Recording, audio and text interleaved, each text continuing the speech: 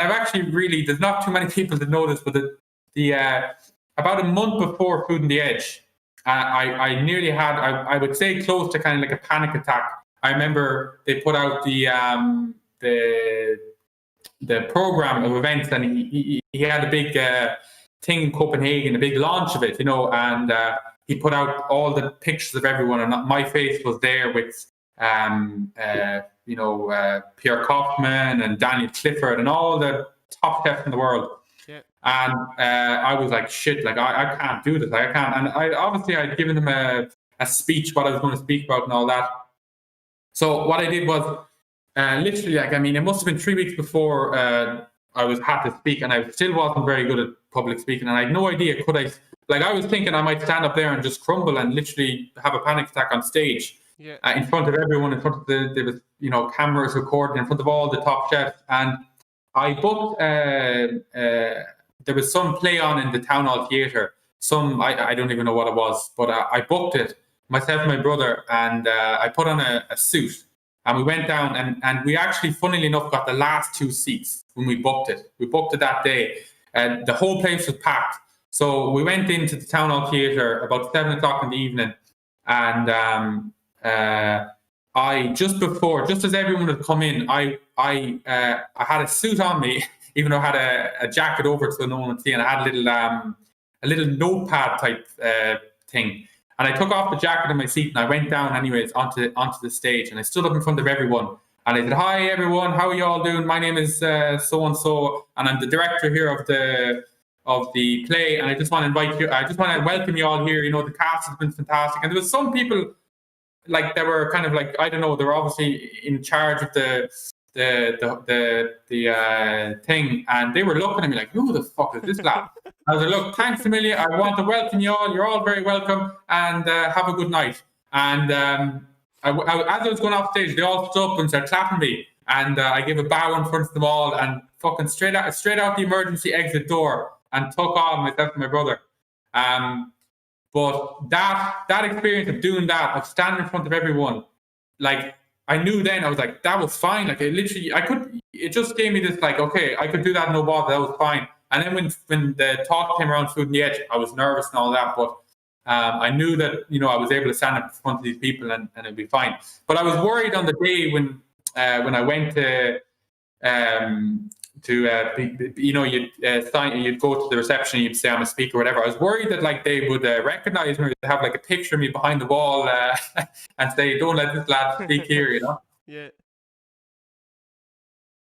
That was madness. That's something like Sam Hyde or Norm Macdonald or one of these alternative comedians would do. That's some way to build up your chops anyway.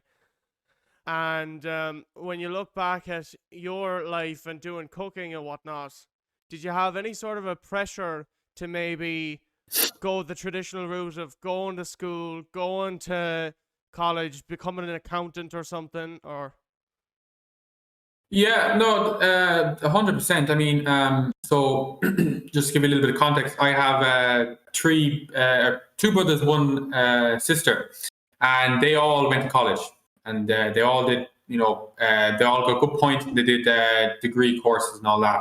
Yeah. So in a way, you kind of, there is an expectation that you kind of follow in the footsteps of who comes before you. And with regard to me, like I was always academically quite good. Like I got, I think, one of the best junior certs in my year. I think it was third or fourth best. I got quite good. I was always academically quite good. I had the potential to do, as good as any course if I put my mind to it. But from quite young, I knew that, okay, I want to, cooking's my passion. And over time, like I got into it at 12, but as the years went on, as I kind of built up to kind of decision making, leaving cert, it just became a massive passion, and really didn't want to do anything else but that. And I also worked in restaurants throughout school just to get the feel of it, just to kind of give myself, okay, have I made the right decision? I worked in restaurants with like, right, I like this, I like the theory side, and then I do it, and I like that. So there was definitely a little bit of a kind of a push, and I completely understand it from my parents to you look at the kind of the image that's portrayed of being a chef, and it's not very good. Like, it's long hours, low pay, no real career progression, Tattoos, drink, cocaine. drugs. Exactly, all that stuff. So Christ, and then your youngest kid wants to do that. I get that completely. But they were actually very supportive. My both parents, when I said, look, this is what, because they could see how interested I was in it. Yeah. But when I said that I wanted to go to college, so I did go to college. I went to GMIT and did the cooking course, the 2-year cooking course. And after a couple of months, I turned around to them and said, look, I want to drop out. I don't like the college course. And they're like, all right, grand. Deep down thinking, nice one. Thank God he's finally going to, seems sense he's going to become a science, do science or do teaching or do one of these safe jobs. Yeah. And I was like, no, I don't like the course. I want to become a real chef, and we had like a proper arguments with my dad, especially. I was like, look, I want to drop out and I want to then go and work in a restaurant. And he couldn't get his head around, like, and look, geez, when I look back now, I kind of think, I get it completely. But yeah, because I dropped out. I never finished the cooking course. I dropped out, and then I became a chef, and I just did it another way, and I traveled and all that. But there was definitely some hairy moments when in the process of dropping out, there was a couple of arguments, and look, I don't regret it. Like, but if someone else just tell me they're doing a course and they're going to drop out of the course to get a degree, and they've only another couple of months to do the course, to do the thing that they're going to do for the next 20 years, I'd be like, I mean, you're mad. Like, it doesn't really make sense. Yeah. So obviously after that, the next move was to head over to London. Is that correct? Correct. Yeah. So how that came about really was I was doing my course in GMIT, and on the weekends I was working in a Michelin star restaurant in Galway called the Near. So at the time, and it's kind of closed now, but it was one of the best restaurants in Galway. And I was in college during the week, and I was in there weekends. And then a couple of months in college, and during my first year, and suddenly I was like, I used to go in on a Friday evening into their work. I'd go to college. We'd be finished early in college on a Friday, and then I'd go into work. And then I was like, kind of thinking, I was saying to the chef, and they're like, look, I might just come in here all day Friday, because I just would prefer to be in here than in college. I learn more. And then suddenly it became like a Thursday evening. Thursday I'd go in, I'd skip college and I'd go into work. And I wasn't really doing too well in college, and I was working in here. And then we have to, how it works is it's a 2-year course. So at the end of the first year, that summer, you go on a placement. And most people just go to a local cafe or a restaurant or hotel in Galway or in Ireland anyways. Yeah. And I was like, this is it. Like, this is the way that I'm going to get out of this. So I said, I want to go to London, because at that time, and still today, all the best restaurants in the world are in London. And although it's changed slightly, and now we have much better restaurants in Ireland, but at that time I was like, I need to go to London if I really want to do it seriously. So about February of that year, and I had to go on a placement during the summer. I applied for every Michelin star restaurant in London.